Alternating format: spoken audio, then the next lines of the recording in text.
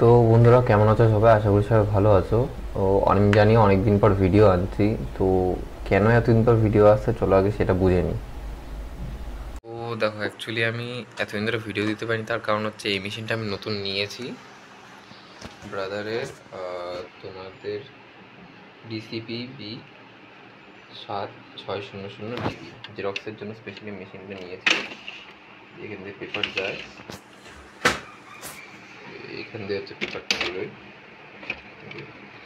আর তাছাড়া হচ্ছে তোমাদের এই যে কিছু স্টেশনারির মাল তুলেছি যেগুলো আগে ছিল না আমার, বুঝলে তো। এখানে খাতা পেন এগুলো আছে, এখানে এই যে এই জিনিসগুলো আমি তুলেছি, আগে ছিল না। তো এই সব কাজে ব্যস্ত থাকার জন্য তোমাদের ভিডিও দিতে পারিনি এতদিন। তো চলো আবার ভিডিওতে ফিরি। তো দেখে নিলে সবাই কারণটা, এর জন্য আমার ভিডিও আসতে লেট হয়েছিল। এবার থেকে টাইম টু টাইম ভিডিও আসবে। আর তাছাড়া থাম্বনেল দেখে তো বুঝেই গেছো কী নিয়ে আজকের ভিডিওটা। তাও চলো বলে দিই, আজকের ভিডিওটা হচ্ছে মাননীয় মুখ্যমন্ত্রী মমতা ব্যানার্জি এখন জানিয়েছে যারা পরিযায়ী শ্রমিক তাদের জন্য নতুন ভাতা চালু করা হয়েছে, যার নাম হচ্ছে সমশ্রী। তো এই ভাতা পেতে গেলে কিন্তু তোমাদেরকে আগে পরিযায়ী শ্রমিকের যে পোর্টাল সেখানে কিন্তু নাম থাকতে হবে তোমাদের। তো ভাতা তো কবে দেবে সেটাতে কিছু জানানো হয়নি, কিন্তু তার আগে যে তোমাদের মানে পরিযায়ী শ্রমিকের তোমাদের নাম থাকতে হবে, সেটা কিভাবে তোমরা মানে নিজের নাম না থাকলে নথিভুক্ত করবে অফলাইন পদ্ধতিতে সেটা আমি দেখাচ্ছি। আর অনলাইন পদ্ধতিটাও আমি পরের ভিডিওতে দেখিয়ে দেবো। আজকে অফলাইন পদ্ধতি নিয়ে কথা বলবো, যারা হাতে লিখে এটা করবে বা কোথায় জমা দেবে সেটা জানাবো। তো তোমরা সামনে একটা ফর্ম দেখতে পাচ্ছ, এই ফর্মটার লিঙ্ক আমি ডিসক্রিপশনেও দিয়ে দেবো, ওখান থেকে তোমরা ডাউনলোড করে নিও। সামনের ফর্মটা দেখতে পাচ্ছ, এই ফর্মটা তোমাদের ফিল আপ করে জমা দিতে হবে ভিডিওতে।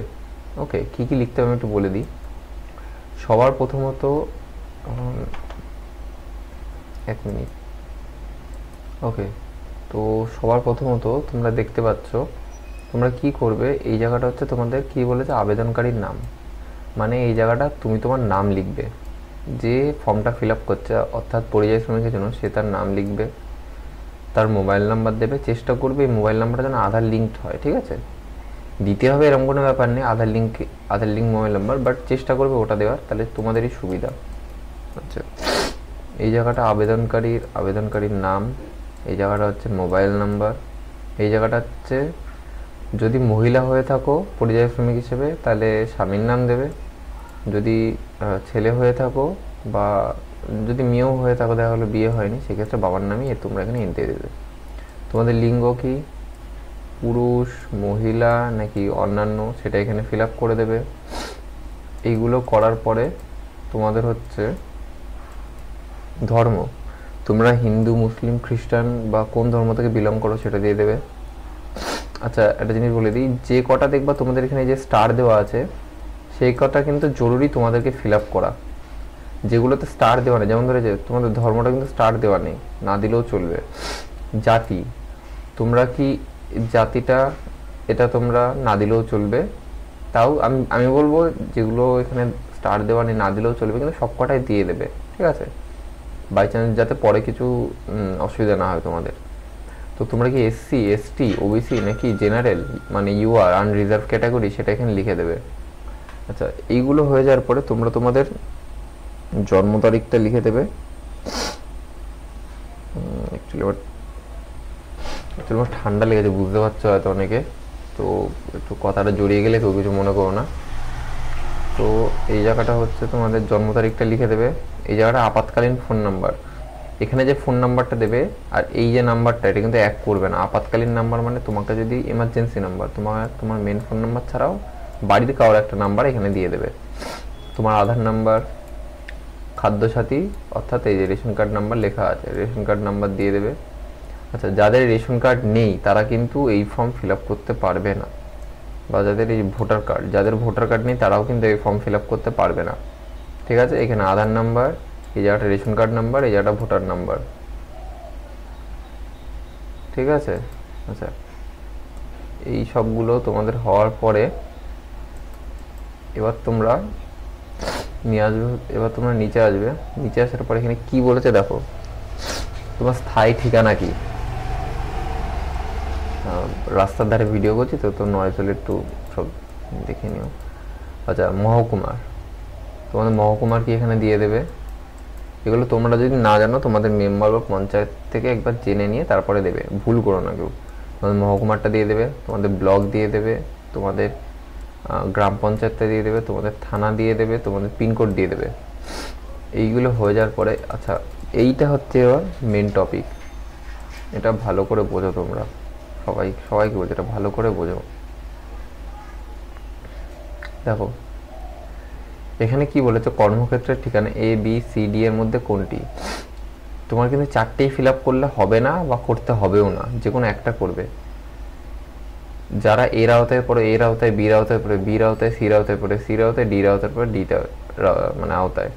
বাট এতে কি, যেসব এখানে সব বাংলায় লেখা আছে, দেখো যেসব আবেদনকারী ভারতবর্ষের মধ্যে পশ্চিমবঙ্গ ছাড়া অন্যান্য রাজ্যে কর্মরত তাদের জন্য।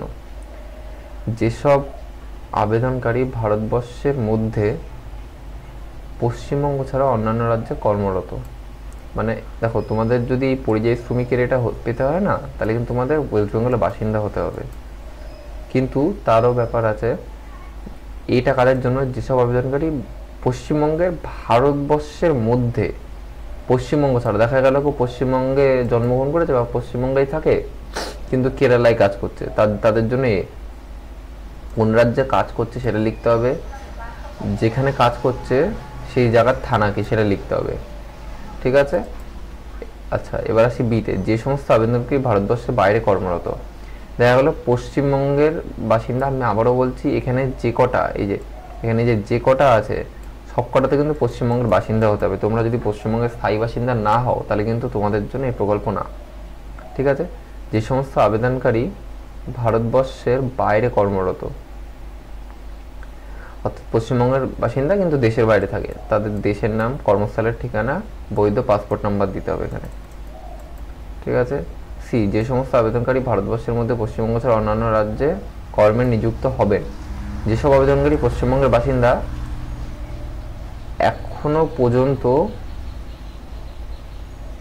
মানে বাইরে যায়নি তাদের জন্য এটা, মানে যাবে বলে চিন্তা করেনি। যেসব আবেদনকারী ভারতবর্ষের বাইরে কর্মরত হবেন তাদের জন্য, যেসব আবেদনকারী দেশের বাইরে গিয়ে কর্মরত হবেন তাদের জন্য এইটা, ঠিক আছে। তোমাদের ফর্ম লিঙ্ক দিয়ে দেবো, তোমরা বিস্তারিতভাবে দেখে নিও। আর যদি কোনো কিছু বুঝতে অসুবিধা হয় আমাকে কমেন্টে জানিয়ে দিও। আচ্ছা এখানে কাজের ধরন, মানে কি ধরনের সে কাজ করে, বাইরে গিয়ে করবে বা করে বা করছে, যাই হোক সেসব এখানে দিতে হবে তোমাদের। এখানে সব লেখা আছে, তোমরা তোমাদের মতন দেখে দিও। বাইরে যাওয়ার দিন, কোন দিন সে যাবে, প্রতিদিন কত টাকা পারিশ্রমিক পাবে সে, সেটা দিয়ে দেবে এখানে তোমরা। স্বনিযুক্ত, এজেন্ট দ্বারা নিযুক্ত, এজেন্ট ছাড়া নিযুক্ত, অন্যান্য ব্যক্তিরা। তোমরা যদি কোনো এজেন্টের দ্বারা নিযুক্ত হও সেটা এখানে দেবে বা অপর ব্যক্তির নাম দেবে।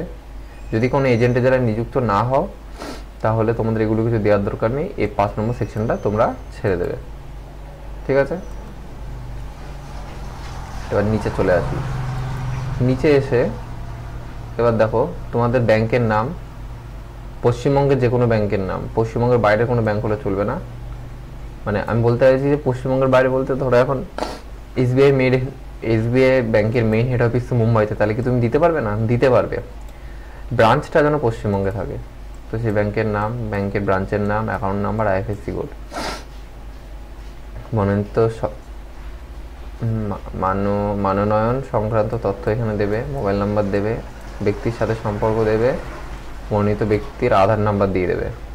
আচ্ছা এই জায়গাটা হচ্ছে তোমাদের আবেদনকারীর রেশন কার্ড নাম্বার দেবে। এই জায়গাটা হচ্ছে তোমাদের আবেদনকারীর রেশন কার্ড মানে কোন ক্যাটাগরি, সরি এই জায়গাটা কোন ক্যাটাগরি দেবে, এই জায়গাটা তোমাদের হচ্ছে রেশন কার্ডের নাম্বারটা দিয়ে দেবে।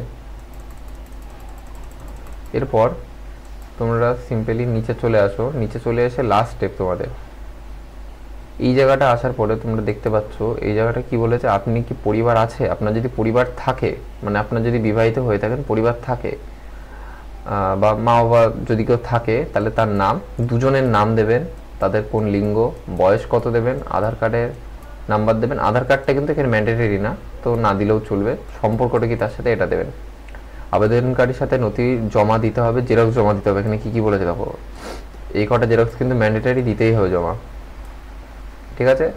এই সব কটা তোমরা যা যা বললাম সব কিছু করার পরে তোমরা গিয়ে এখানে সই করবে ও নিচে নিজের সংশয়পত্র লিখে দেবে। এটা লেখার পর তোমরা এটাকে ফিল আপ করে সবকটা জেরক্স নিয়ে গিয়ে তোমরা জমা দেবে হচ্ছে বিডিও অফিসে তোমাদের। তো ওখান থেকে তোমাদের একটা কাগজ দেবে, সেটা কয়দিন পর তোমরা স্ট্যাটাস চেক করতে পারবে যে কীভাবে তো মানে তোমাদের হয়েছে কি হয়নি। তো স্ট্যাটাস কীভাবে চেক করবে বা এই ফর্মটাকে তোমরা অনলাইন কীভাবে অ্যাপ্লাই করবে সেটা আমি পরের ভিডিওতে আমি জানিয়ে দেবো। তো আজকের জন্য এটুকুই, দেখা হচ্ছে নেক্সট ভিডিওতে। ততক্ষণ হচ্ছে ভালো থেকো, সুস্থ থেকো, টাটা।